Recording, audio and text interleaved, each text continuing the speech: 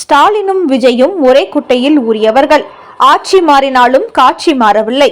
அண்ணாமலைக்கு அடிக்கப் போகும் அரசியல் ஸ்டண்ட்.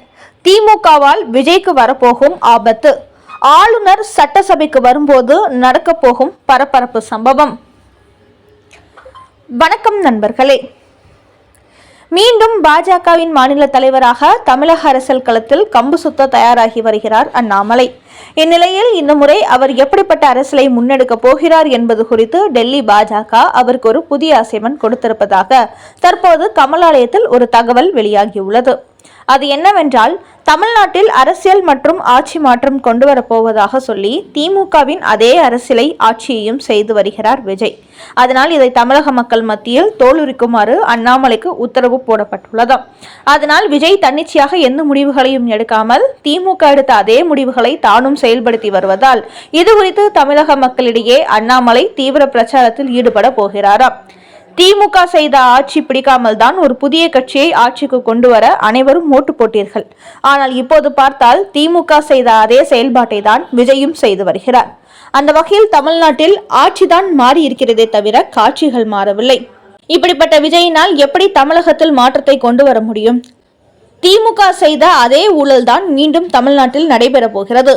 திமுக எப்படி கடன் வாங்கி தமிழ்நாட்டை கடன்கார மாநிலமயமாக்கியதோ அதேதான் அடுத்த விஜயும் செய்ய போகிறார். அதனால் சினிமா மோகத்தில் அவசரப்பட்டு முடிவெடுத்து ஒரு தப்பான நடிகரிடத்தில் தமிழ்நாட்டை கொடுத்து விட்டீர்கள். நீங்கள் எவ்வளவு பெரிய தவறு செய்திருக்கிறீர்கள் என்பது போக போக உங்களுக்கே தெரியும் என்று தமிழ்நாட்டு மக்களிடையே தீவிர பிரச்சாரத்தில் ஈடுபட போகும் அண்ணாமலை அடுத்தடுத்து தமிழக வெற்றி கழகம் செய்ய போகும் ஆட்சி முறைகளை உடனுக்குடன் தமிழக மக்கள் மத்தியில் வெளிச்சம் போட போகிறாராம். அந்த வகையில் ஏற்கனவே திராவிட கட்சிகளின் முகமூடியை கிழித்தறிந்த அண்ணாமலை அடுத்தபடியாக விஜயின் இந்த திமுக மாடல் ஆட்சி முறையையும் மிக கடுமையான முறையில் தமிழக மக்களிடையே தோலுரித்து காட்டப் போகிறார் என்பது தெரிய வந்துள்ளது. மேலும் சட்டசபையில் பேசிய உதயநிதி ஸ்டாலின், திமுகவின் அதே திட்டங்களை தொடர்வதாக சொன்னீர்கள், அதுவே எங்களுக்கு கிடைத்த முதல் வெற்றி என்று கூறினார். அதே போன்று திமுக கூட்டணியில் இடம்பெற்றுள்ள வைகோ திமுகவை போன்று ஹிந்தியை தமிழ்நாட்டுக்குள் வரவிடக்கூடாது, பாஜகவுக்கு எதிராக விஜய் அரசியல் செய்ய வேண்டும் என்று கூறுகிறார். அவரை தொடர்ந்து திருமாவளவன், கம்யூனிஸ்ட் கட்சிகளும் மோடியின் திட்டங்களை விஜய் ஆதரிக்க கூடாது, எப்படி ஸ்டாலின் செயல்பட்டாரோ அதே போன்று மோடிக்கு எதிராகத்தான் செயல்பட வேண்டும் என்று கூறுகிறார்கள். இந்நிலையில் இன்று இந்திய கம்யூனிஸ்ட் கட்சியின் மாநில செயலாளர் வீரபாண்டியனும் விஜய்க்கு ஒரு ஆர்டர் போட்டுள்ளார். அது என்னவென்றால், திமுக ஆட்சி காலத்திலிருந்தே தமிழ்நாட்டுக்கு மத்திய அரசு பல நிதிகளை கொடுக்காமல் நிறுத்தி வைத்திருக்கிறது. குறிப்பாக கல்வி நிதி தரப்படவில்லை. அதனால் முதலமைச்சர் விஜய் உடனடியாக பிரதமர் மோடியை சந்தித்து கிடப்பில் உள்ள அனைத்து நிதிகளையும் கேட்டு பெற வேண்டும். தமிழ்நாட்டுக்கு தர வேண்டிய நிதியை தங்குதடையின்றி வழங்க வேண்டும் என்று கோரிக்கை வைக்க வேண்டும். அது மட்டுமின்றி மத்திய அரசை அனுசரித்து செல்ல வேண்டும் என்று தமிழ்நாட்டின் உரிமைகளை ஆவேசமாக கேட்டு பெற வேண்டும். திமுகவை போன்று தமிழக வெற்றி கழகமும் பாஜகவை கடுமையாக எதிர்த்து செயல்பட வேண்டும். இல்லை என்றால் நமக்கு வர வேண்டிய எந்த நிதியும் சரியாக வராது என்று அவர் விஜய்க்கு ஒரு ஆணை போட்டுள்ளார். அந்த அளவுக்கு விஜய்க்கு ஆட்சி அமைக்க ஆதரவு கொடுத்திருக்கும் அத்தனை கட்சிகளுமே தற்போது ஆளாளுக்கு அவருக்கு ஆர்டர் போட தொடங்கிவிட்டார்கள். இதன் காரணமாக விஜய் தமிழகத்தின் முதலமைச்சராக இல்லாமல் ஆதரவு கொடுத்திருக்கும் கட்சிகள் பாஜகவுக்கு எதிராக செலுத்தக்கூடிய ஒரு அம்பாக மட்டுமே செயல்பட்டு கொண்டிருக்கிறார் என்பது குறிப்பிடத்தக்கது.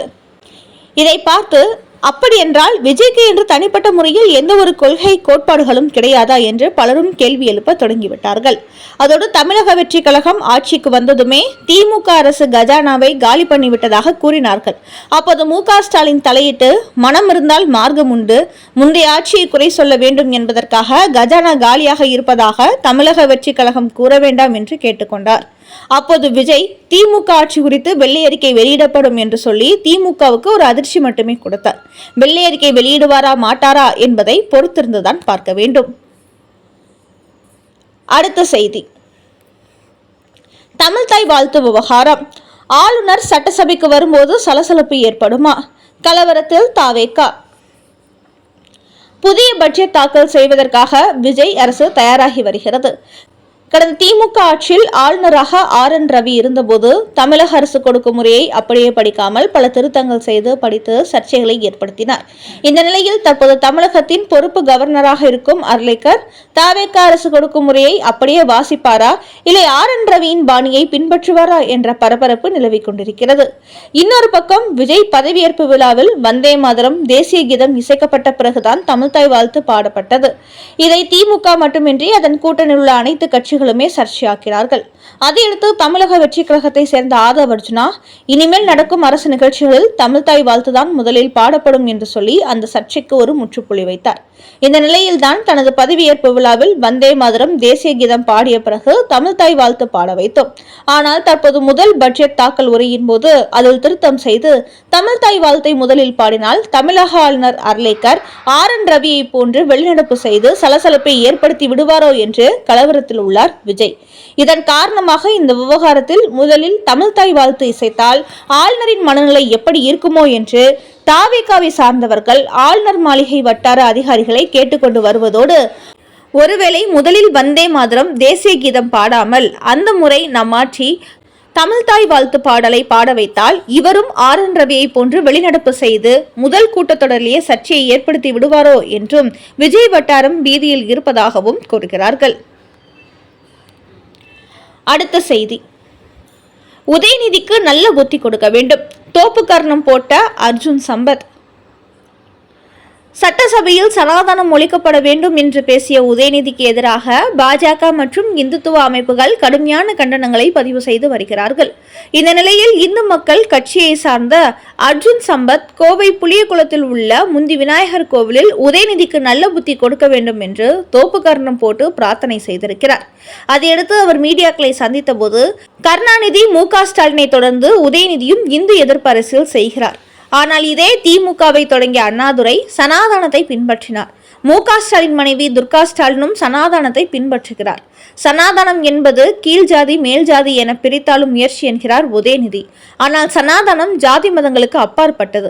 இவர் சொல்வதை வைத்து பார்க்கும்போது இவருக்கு சனாதனம் என்றால் என்னவென்று தெரியவில்லை என்பது நன்றாக தெரிகிறது. தனது அரசியல் ஆதாயத்திற்காக சிறுபான்மையினரை திருப்திப்படுத்த வேண்டும் என்பதற்காக இப்படி உதயநிதி பேசிக் கொண்டிருக்கிறார் என்று கூறியிருக்கும் அர்ஜுன் சம்பத், திமுகவின் அண்ணாதுரை ஒன்றே குலம் ஒருவனே தேவன் என்று சொன்னார். இந்து சனாதனத்தின் மைய கருவே அதுதான். இதை புரிந்து கொள்ள வேண்டும் என்றால் இந்து சனாதனம் என்ன சொல்கிறது என்பதை திமுகவை சேர்ந்தவர்கள் அது குறித்த ஆன்மீக புத்தகங்களை படித்து பார்க்க வேண்டும். அதில் மக்களை பிரித்தாலும் முயற்சி நடந்துள்ளதா இல்லை மக்களின் வாழ்வியல் பற்றி சொல்லப்பட்டுள்ளதா என்பதை இவர்கள் முதலில் புரிந்து கொள்ள வேண்டும். அதை செய்யாமல் தன்னிச்சையாக இந்துக்களை எதிர்க்க வேண்டும் என்பதற்காக இப்படி இவர்கள் தொடர்ச்சியாக பேசிக் கொண்டு வருகிறார்கள். ஆனால் இப்படி திமுகவினர் பேசுவதை தற்போதைய முதலமைச்சர் விஜய் கண்டிக்கவில்லை. அப்படி என்றால் இந்து சனாதன விவகாரத்தில் தமிழக வெற்றி கழகத்தின் நிலைப்பாடு என்ன? திமுகவின் இது போன்ற அரசியல் சூழ்ச்சிகளுக்கு விஜய் பலியாகிவிடக் கூடாது. இப்படி திட்டமிட்டு இந்து சனாதனத்தை இழிவுபடுத்த திமுக மீது நடவடிக்கை எடுத்து நான் அனைவருக்கும் பொதுவானவன் என்று தான் ஏற்கனவே சொன்னதை விஜய் உறுதிப்படுத்த வேண்டும் என்று அர்ஜுன் சம்பத் கேட்டுக்கொண்டுள்ளார்.